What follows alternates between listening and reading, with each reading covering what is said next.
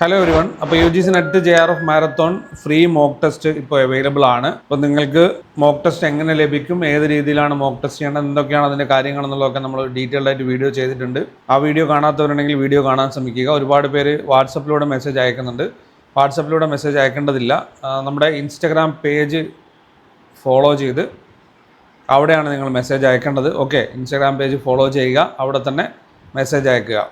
Okay, ഇതാണ് ചെയ്യേണ്ടത്. So ഈ രീതിയിലാണ് നിങ്ങൾക്ക് മോക്ക് ടെസ്റ്റ് ലഭിക്കുന്നത്.